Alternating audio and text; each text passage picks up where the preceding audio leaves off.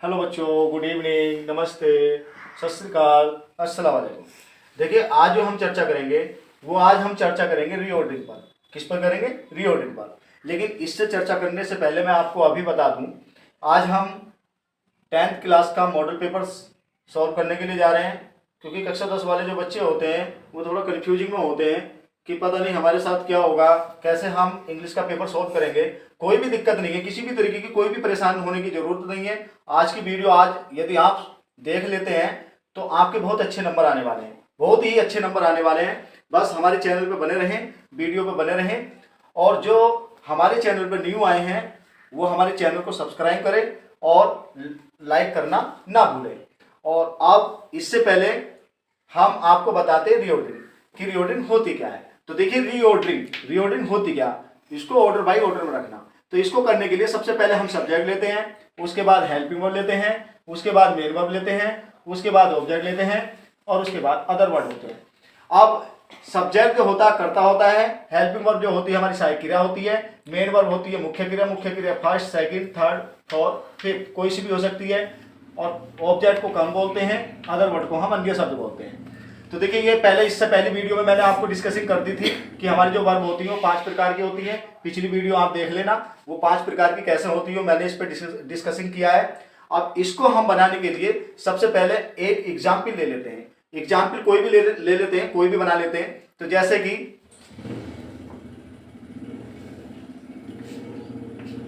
Teachers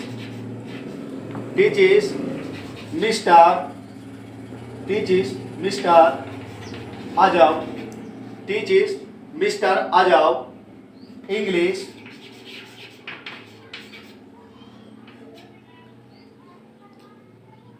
class the in आस।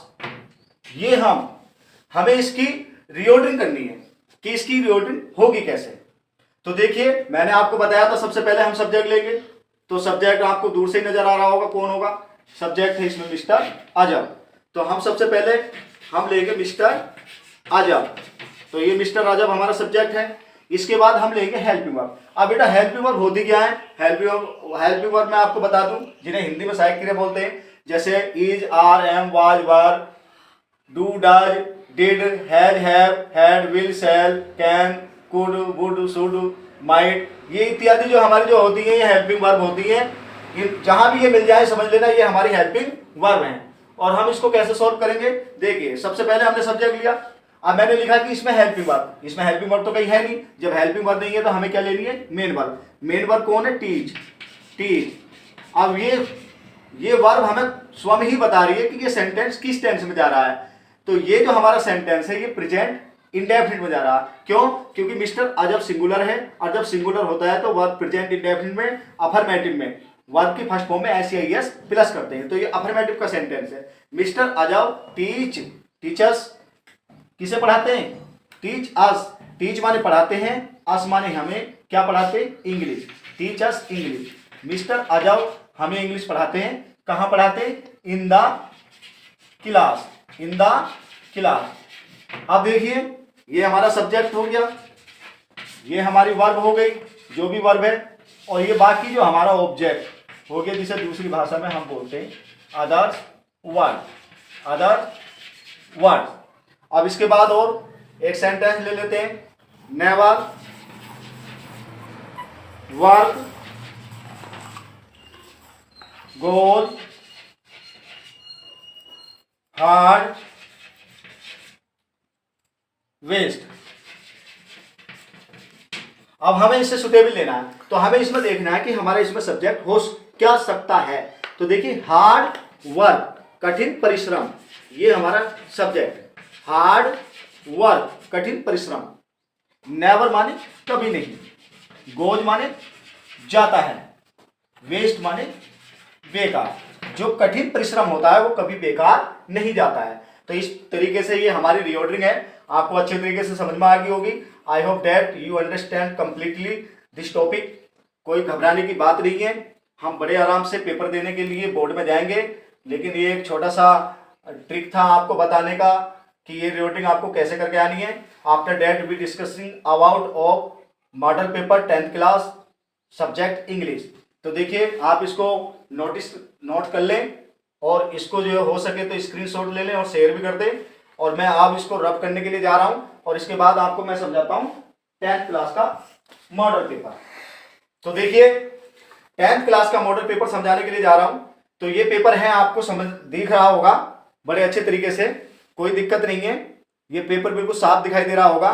तो ये paper जो है ये 2022 का पेपर है, इंग्लिश का पेपर जो हम इसे पढ़ेंगे। तो सबसे पहले हम इसके इंट्रैक्शन देख लेंगे कि इसके जो इंट्रैक्शन है हमारे, इसके इंट्रैक्शन क्या होने चाहिए। तो देखिए इंट्रैक्शन क्या है, जो हमारे जो शुरू की जो पहले 15 मिनट होंगी वो हमें पेपर को पढ़ने के लिए दी जाएंगी। लिखा हुआ है first 15 minutes are allotted to candidates for reading the question paper. और दूसरे नंबर पे लिखा हुआ है, सेकंड नंबर पे लिखा हुआ है मार्क्स आर इंडिकेटेड अगेंस्ट इस क्वेश्चन। और थर्ड नंबर पे है read the questions very carefully before you start answering them.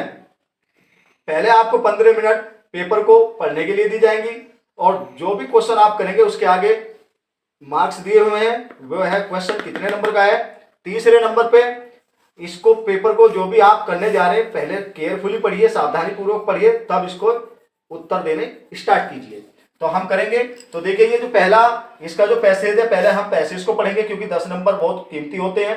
तो ये पैरा क्या है, किसके बारे में देखेंगे। आप वीडियो को रोक रोक कर भी देख सकते हैं कि ये हमारा पैरा है क्या, आराम से आपको दिख जाएगा। अगर पेपर में देखने में प्रॉब्लम हो रही है तो आप देख सकते हैं। तो देखिए पहला क्या है, आवाज सुनेंगे आप। Florence Nightingale was the first woman who was awarded the Order of Merit for her pioneering work in nursing profession. She was born on May 12, 1820 of a rich family in Florence, Italy. It was unthinkable for a woman of respectable family to go out for a job in those days. She offered herself to provide healing touch to the wounded soldiers in the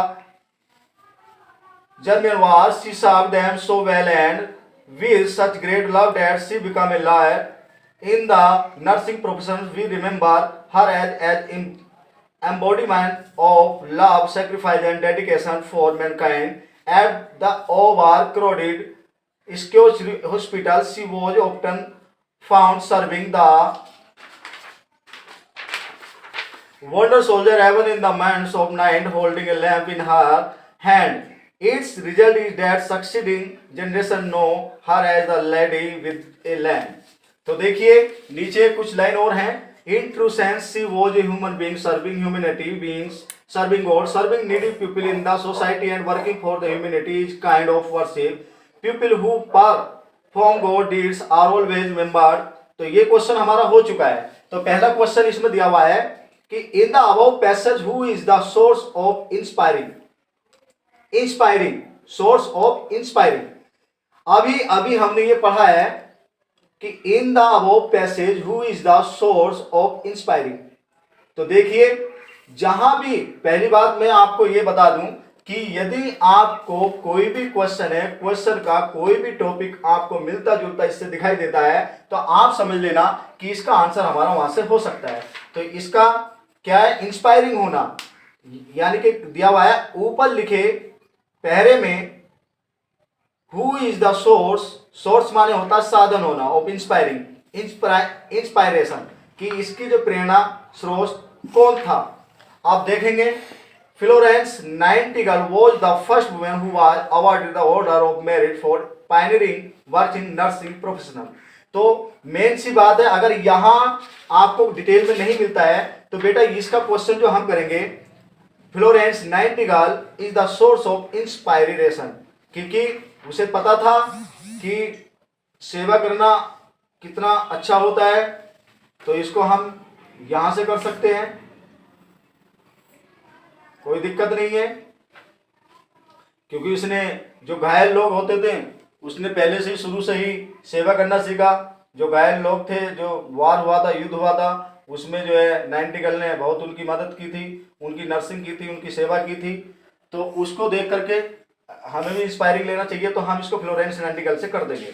next जो है, इसका जो next है अगला है, how did Nightingale serve the wanted soldier, कि घायल जो सिपाही थे उनकी मदद नाइटिंगेल ने कैसे की। अब यहां देखिए She served them so well and with such great love that she became a land in the nursing profession. We remember her. तो उसने जो उनकी सेवा की थी, अब यहां से यदि ऊपर जाएं, ऊपर तो हम जाएंगे नहीं, क्यों? क्योंकि हमारा यहां से मैच कर रहा है, लेकिन इससे पहले हम जो लेंगे इसको कहां से लेंगे? हम यहां से लेंगे। देखो, she offered herself to provide healing touch to the wounded soldiers in the German war. She served them so well and with such great love that she became a lord in the nursing profession. ये इसका answer हो गया। कोई दिक्कत नहीं, जहां पे matching खाता है बेटा आप वहां से कर सकते हैं। आ गए। How do we remember Nightingales? हम नाइटिंगेल को कैसे याद रखते हैं? तो देखिए हमने लास्ट में पढ़ा था रिमेंबर्ड, तो हम इसको कर देंगे, कहां से कर देंगे? यहां से। Serving needy people in the society and working for humanity is a kind of worship. People who perform God's deed are always remembered. या हम यहां से भी ले लेंगे, she was a human being serving humanity, तो यहां से लेकर के हम इसका आंसर यहां से सेलेक्ट कर सकते हैं। अगला है what kind of people are remembered? कौन कौन से व्यक्ति थे? तो यहाँ पे हम कर देंगे all kind of people are remembered to 90 girls. कुछ क्वेश्चन ऐसे होते हैं जिनका आंसर हमें स्वयं ही बनाना पड़ता है। इसके बाद हम जो लेंगे, ये सेक्शन ए की बात चल रही थी, तो जो सेक्शन हमारा ए, अब सेक्शन ए में नीचे ये कंप्लीट हो चुका है, 10 नंबर का था।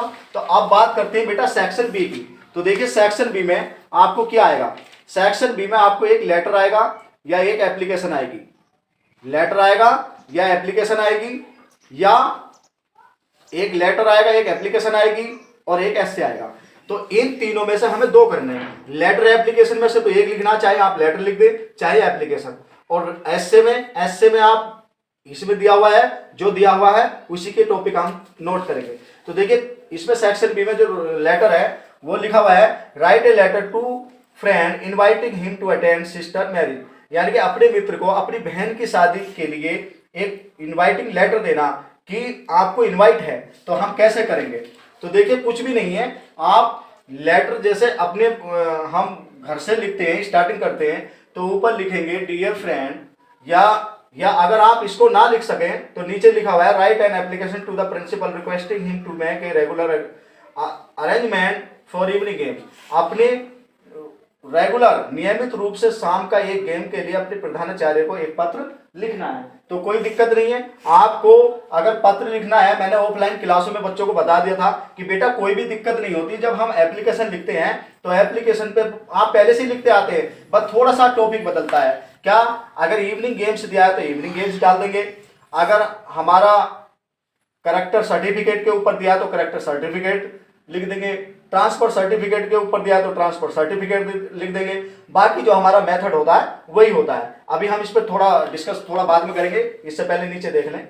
राइट एन ऐसे article on the following topic about 60 word, 60 से 80 वर्ड में लिखेंगे। तो पॉल्यूशन है, तो पॉल्यूशन के ऊपर ये आपकी देखो भाई, ये कहते हैं कि बच्चे को इसको टॉपिक को छोड़ के आ जाते हैं। बेटा ये ऐसे है, ऐसे में introduction and meaning kind of pollution, यानी कि इसकी प्रस्तावना देनी है और इसकी मीनिंग देनी है, और काइंड ऑफ पॉल्यूशन लिखना, पॉल्यूशन के कितने प्रकार होते हैं, बिल्कुल हेडिंग दे रखा। बेटा यही हेडिंग उतारने के लिए आप जब बोर्ड में ये आए तो इसको हेडिंग को ऐसे के ऐसे लिखने के बाद इसके आगे आपको मात्र 15 या 20 शब्द लिखने हैं इंट्रोडक्शन के।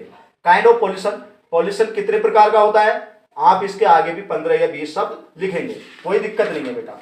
इसके बाद आता है हार्म्स कैज्ड बाय पॉल्यूशन, यानी कि जो हमारा प्रदूषण होता है उससे क्या क्या हमारे लिए हानियां होती हैं। प्रिवेंशन ऑफ पॉल्यूशन, यानी कि पॉल्यूशन जो है उसको रोकने के क्या करना चाहिए। कैलकुलेशन, अंत में निष्कर्ष का मतलब जब हम डाल देंगे तो ऊपर जो तुमने लिखा है ऊपर से 2-2, 4-4, 5-5 शब्दों को इस कैलकुलेशन में आपको लिख देना। तो ये आपका हो जाएगा ऐसे, कोई दिक्कत नहीं है, बहुत बड़ी वीडियो हो जाएगी बेटा, कोई दिक्कत नहीं। इनके आगे हर टॉपिक लिखो, हेडिंग लिखो, और हेडिंग के आगे 15-20 शब्द अपनी तरफ से बढ़ा चढ़ा के लिख दो, कोई दिक्कत नहीं है, लेकिन टॉपिक बाई टॉपिक के ऊपर ही होना चाहिए। बात आती है सेक्शन सी। तो देखिए मैं ये सेक्शन सी में आपको यहां समझाने के लिए जा रहा हूं। अब मैं इसको रफ करूंगा, ये आपको बेटर समझ में आ गया होगा। तो अभी तक जो मैंने आपको समझाया है सेक्शन ए और सेक्शन बी समझाया है। तो अब जो हम बात करेंगे सेक्शन सी पे करेंगे, क्योंकि हमारा जो टोटल हुआ है बेटा, हमारा जो टोटल हुआ है अब तक 10 नंबर का सेक्शन ए हुआ है और हमारा 4 नंबर का क्वेश्चन नंबर सेक्शन बी का 2 हुआ है और 6 नंबर का हमारा ऐसे वाला हुआ है, यानी कि 10 और 10 20 का हुआ है। और इसके बाद हम चर्चा करेंगे सेक्शन सी पे। तो देखिए सेक्शन सी, ये बेटा ग्रामर का भाग है, इसको समझ लेंगे ध्यान से, क्योंकि हम पीछे वाला भाग तो कर सकते हैं, कोई दिक्कत नहीं है, कुछ भी दिक्कत नहीं है, बस सेलेक्ट करना है और कोई दिक्कत नहीं है, और कोई दिक्कत नहीं है। देखिए सेक्शन सी में ग्रामर का भाग दिया है, जो ये 4 नंबर है, ये जो क्वेश्चन नंबर 4 है इसका पहला है, आगे लिखा वी मस्ट हेल्प, फिर आगे फिल इन द ब्लैंक दिया है, फिर आगे लिखा है पुअर। अब ये कह रहा है कि इसके आगे हमें choose the correct option to answer the following question, 5 number का है बेटा। तो लिखा हुआ है, विकल्प में दिया हुआ है the, a, an, no, any, इनमें से आएगा क्या? तो देखिए द पुअर, जो डेफिनेट, ये जो द है, ये डेफिनिट आर्टिकल है। ये कैसी आर्टिकल है? डेफिनिट आर्टिकल है। तो हमारी यहां पे जो यूज होगी वो दा का प्रयोग करेंगे पुअर के लिए। काय का प्रयोग करेंगे? दा का लिए। अब इसका क्वेश्चन नंबर 2 है the cat run after the rat. अब लिखा हुआ है the cat run after the rat, after is, इसमें जो आफ्टर दिया हुआ है ये आफ्टर है क्या? तो ऑप्शन में दिया हुआ है प्रीपोजिशन है, एडवर्ब है, नाउन है कि प्रोनाउन है। तो बेटा मैंने कुछ बच्चों को पता होगा कि मैंने ऑफलाइन क्लास में आप ये प्रीपोजिशन बहुत अच्छे तरीके से कराएंगे। तो ये जो आफ्टर है, ये जो हमारी जो आफ्टर है, ये एक प्रीपोजिशन है। क्या है? प्रीपोजिशन, ये प्रीपोजिशन है, कोई डाउट नहीं है। बात आती है इससे क्वेश्चन नंबर 3 की, she is very clever, what is very in it. अब यहां पे जो वेरी है ये क्या है? ये प्रीपोजिशन है, एडवर्ब है, नाउन है कि प्रोनाउन है? देखो नाउन भी नहीं है, ना तो प्रोनाउन है, और ना ही ये प्रीपोजिशन है। प्रीपोजिशन मैंने अच्छे तरीके से ऑफलाइन में करा रखी है, और एक इसका चैप्टर लेकर आऊंगा मैं प्रीपोजिशन का, एक वीडियो बहुत अच्छी लंबी लेकर के आऊंगा समझाने के लिए आपको। तो प्रीपोजिशन, ना तो ये वेरी प्रीपोजिशन है, ना ये नाउन है, ना ये प्रोनाउन है, तो बचा क्या? ये एडवर्ब है। क्या है? ये एडवर्ब है। बात आती है इसके क्वेश्चन नंबर 4 की। तो क्वेश्चन नंबर 4 में क्या है? शी हैज, फिर डैश दे रखा। अब बेटा अगर मैंने ये सी लिख दिया और फिर मैंने यहां पे हैज लिख दिया और डैश लिख रखा है और टू द पार्टी आगे कर रखा है, टू द पार्टी। अब आप देखिए यहां पे जो हैज आया है तो ये प्रेजेंट परफेक्ट को दर्शाता, क्योंकि मेरी लड़की है महम, इसी चैनल पे मेरी लड़की सेंटेंसों की क्लास ले रही है और उसने अच्छे तरीके से ये सेंटेंस कराए हैं। आप उसकी वीडियो भी देख सकते हैं सेंटेंसों की, किस प्रकार से वो टेंस करा रही है। तो बेटा सी ये प्रेजेंट परफेक्ट है और सी सब्जेक्ट है और ये सिंगुलर है, तो इसलिए हैज का प्रयोग हुआ है। तो हैज के साथ तो हमारी वर्ब की कौन सी फॉर्म आनी चाहिए? वर्ब की थर्ड आनी चाहिए। तो आप देख लीजिए, गोइंग थर्ड है, वेंट थर्ड है, गो थर्ड है या गोन है? तो सीधी सी बात है, यहाँ पे गोन थर्ड फॉर्म है, तो गोन आ जाएगी। अब हम आगे करेंगे, अगला करेंगे क्वेश्चन नंबर इसी का 5, इसी का 5, चाक लेके आओ। तो देखिए इसके क्वेश्चन नंबर 5 की बात करेंगे। पहले ये क्वेश्चन नंबर 5 है, रीड ए ही डेली मैगजीन। अब रीड, अभी मैंने आपको इसके ऊपर चर्चा की है, रीड ए ही डेली मैगजीन।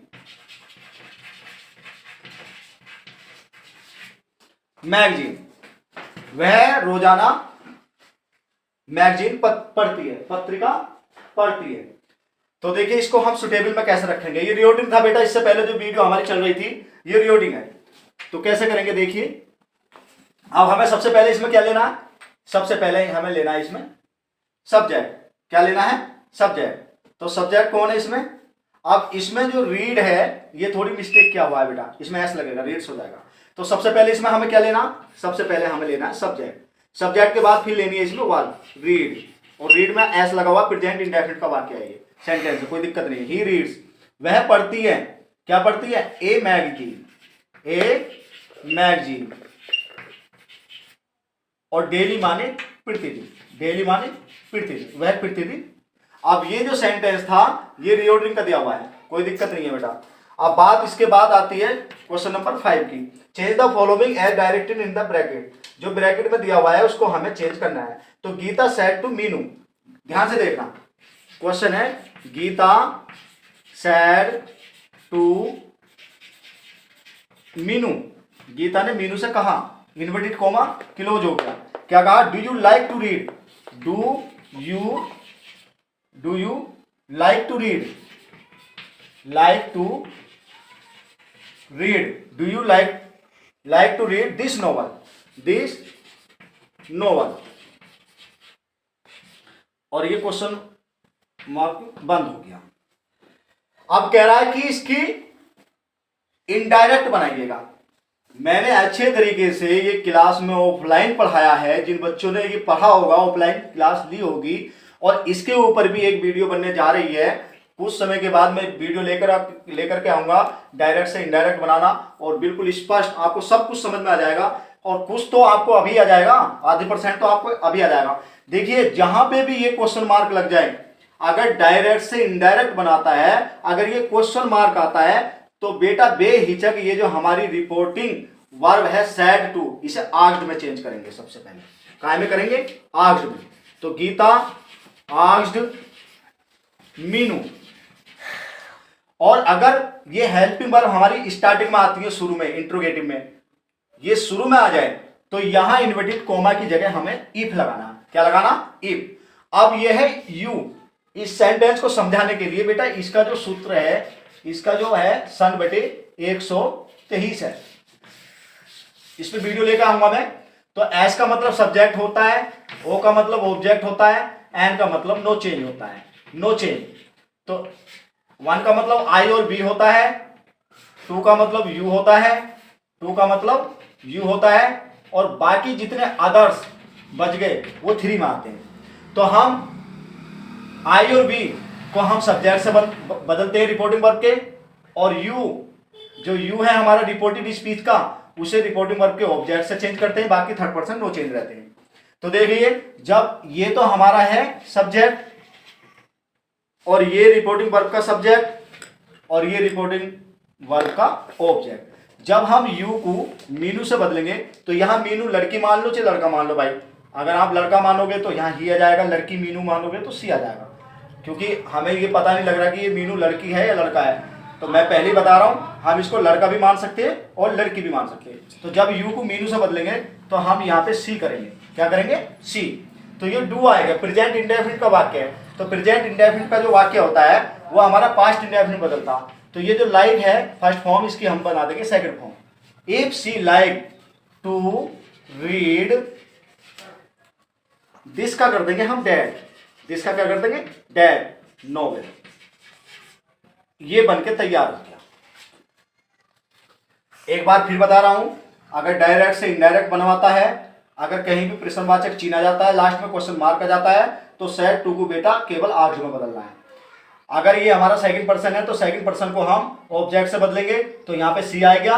और ये प्रेजेंट इंडेफिनिट का वाक्य है, तो प्रेजेंट इंडेफिनिट को हम पास्ट इंडेफिनिट में चेंज करते हैं, और जिसका हमारा डैड हो जाएगा। तो ये हमारा डायरेक्ट से इनडायरेक्ट बन गया है। अब अगला क्वेश्चन है, I know him very well, I know him very well, I know him, I know him very well, very well. अब कह रहा, आगे ब्रैकेट में कह रहा चेंज इनटू पैसिव वॉइस। देखिए हम इसको सोल्व कर रहे हैं। ये पेपर आपकी 10th क्लास का इंग्लिश का पेपर है, ये बिल्कुल पूर्ण तरीके से हम इसको सोल्व कर रहे हैं। ध्यान से देख लीजिए, इसी तरीके से पेपर आएगा आपका बोर्ड में। तो जब हम इसको लेंगे तो ये बेटा एक्टिव पैसिव है। क्या बनाना है इसका, पैसिव बनाना। क्या बनाना है, पैसिव बनाना, पैसिव वॉइस। तो पैसिव वॉइस की मैंने एक वीडियो बना रखी है। अगर आपको समझ में नहीं आती है तो मेरी पिछली वीडियो हैंगी पैसिव वॉइस की, आप जा सकते हैं उसमें और इसको समझ सकते हैं। तो देखिए ये अफर्मेटिव का वाक्य 1 2 3। अफर्मेटिव में जो होता है हमारा ऑब्जेक्ट 3 नंबर पर होता है। कहाँ होता है, 3 नंबर पे। तो हम ही का, हिम का क्या कर लेंगे, ही कर लेंगे। और ये फर्स्ट फॉर्म है, तो फर्स्ट फॉर्म में ही है सिंगुलर, तो ये जा जाएगा। और नो का हो जाएगा नाउन, नो का क्या हो जाएगा, नाउन। ही इज नाउन, वह जाना जाता है। वेरी वेल, वेरी वेल, बहुत अच्छे तरीके से। किसके द्वारा, बाई लगा के मी का आई का कर लेंगे मी। तो देखिए ये हो गया हमारी पैसिव। कोई बड़ा पेपर नहीं आएगा बेटा, फिर मैं बता रहा हूँ बहुत अच्छा पेपर आने वाला है, कि कोई भी समस्या नहीं है, बस समझ लीजिए, इस वीडियो को समझ लीजिए, बहुत अच्छे नंबर आ जाएंगे आपके।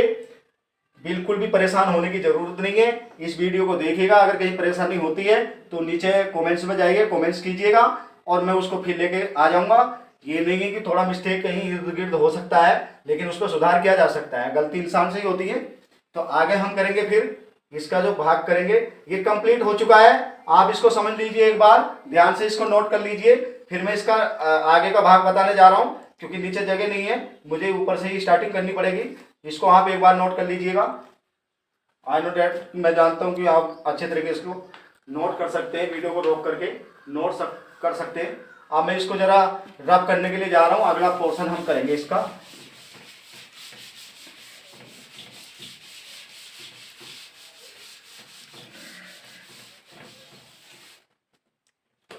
देखिए इससे अगला भाग है, इससे जो अगला भाग है कह रहा है, ये रहा 5 का चल रहा था, इसका जो अगला भाग है थर्ड, कह रहा है इसका पंचवेट बनाइए। क्या बनाइए? पंचवेट। पंचवेट बनाइए। तो हम जब इसका पंचवेट बनाएंगे तो पंचुएशन का मतलब होता है कि अगर हमारा, एक तो पंचुएशन का मतलब है कैपिटल लेटर, कैपिटल लेटर, हमें कैपिटल लेटर का ध्यान रखना है, हमें फुल स्टॉप का ध्यान रखना है, फुल स्टॉप, हमें इन्वर्टेड कॉमा का ध्यान रखना है, inverted comma, inverted comma, inverted comma का ध्यान रखना है, अपोस्ट्रोफ का ध्यान रखना है, अपोस्ट्रोफ का ध्यान रखना है, इंट्रोगेटिव मार्क का ध्यान रखना है,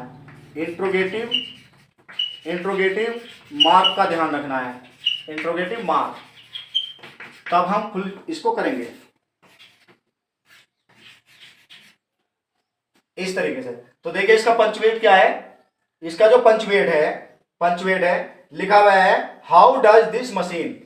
देखिए इस तरीके से लिखा हुआ, हाउ डज दिस, आगे लिखा हुआ है machine, how does this machine work आज बॉय। अब कह रहा है the boy, sorry the boy. अब कह रहा है इसका पंचुएट कीजिए, तो बहुत ईजी है, कुछ भी दिक्कत नहीं है। अगर आपको ये इधर से नहीं बनता है, मैं आपको फिर बता दूं, इधर से नहीं बनता तो इधर से देख लीजिए, लिखा हुआ है the boy asked, the boy asked, inverted comma close कर देंगे, मैंने बोला ना इन्वर्टेड कॉमा भी लगाएंगे अगर जहां पे जरूर